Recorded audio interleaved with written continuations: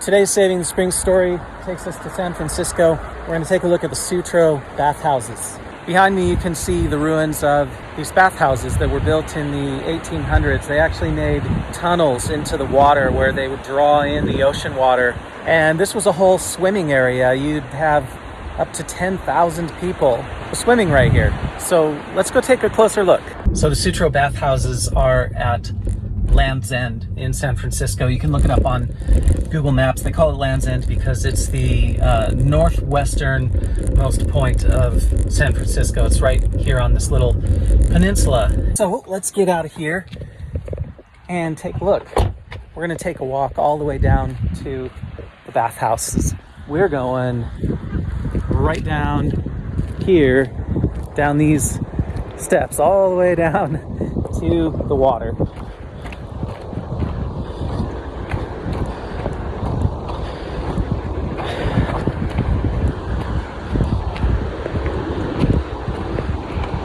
I just got done hiking Mount Tallac the other day in Tahoe, so I don't really feel like I need more hiking right now. Going down all these stairs. The Mount Tallac based camp, they could use a hot spring there. I don't think there's any geothermal up there in Desolation Wilderness. But sometimes I think about maybe it's possible to make something, sustainable hot water somehow. Because there's water reclamation systems. There are systems that store energy in the earth. Forget what those are called. All right, here we're getting closer to the ruins. And we got this sign here. Oh, this is steep. This is like probably like 35% maybe. Could definitely slip on this stuff. Wow. Yeah, super steep. Let me show you around a little bit. So this used to be an entire resort. It used to be a swimming area. So it wasn't geothermal. It wasn't a hot spring. It was like a giant swimming area. Apparently there was a lodge. They had room for entertainers to come. They even rented swimming suits. That's something you'll never hear me propose. All right, so we're coming down here. We're gonna come right up to some of these ruins and maybe even walk around in. Do you like how I keep calling them ruins even though they're only maybe 100 years, 150 years old? Those are the kinds of ruins that we've had time to create.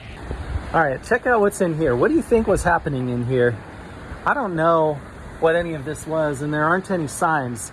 That's what's interesting about this place too, is it's not maintained, right? Like they maintain a little trail that comes down here, but as far as signs telling you what it was or what it used to be, it's kind of difficult for me to tell. We're gonna come over here and look inside one of these caves. I don't know if these caves were the tunnel system for the water that they're talking about, but it's possible. Oh yeah, there's like people hanging out in there. Another, maybe an inlet, but I don't really know how that would connect to things either, Like how's that gonna connect to anything over here? There are big walls in the way, and those walls don't seem like they've been moved recently. Here, look, I'm walking along this thing for you. That's how risky I get to get these videos. Look at that. I'll step over that. All right, over here it looks like it's a pond in the back, but then it's got a big retaining wall across the front here. This looks like it was possibly a drainage channel. Oh yeah, here we go. Here's something. Let's go across this way. Hi, Mr. Stork. So right here is an outlet to the ocean. So I can see how this thing could drain Oh, this is interesting. There are steps going down here. That tells me people used to get in this way. Okay. Anyway, point is, they got in trouble in the Great Depression, and they were not able to keep the place open. Eventually, it was just abandoned and turned over to the national park system. What if, when a place like this got into trouble, private property like this got into trouble, an organization like ours could come in and take over the operations as a non-profit instead? Then this kind of stuff wouldn't happen. With modern technology, I bet we could get some warm water in here. Maybe even warm ocean water. I look at it and I see the potential. And again, there's nothing wrong with leaving it this way if that's what people wanted.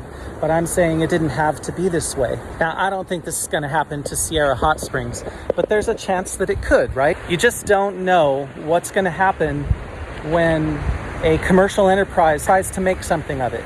So my mission is to create an organization that knows how to preserve and operate spaces like what this place used to be.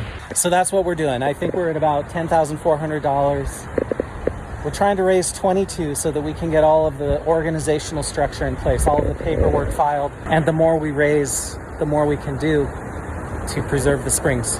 That's today's story. I'll see you tomorrow.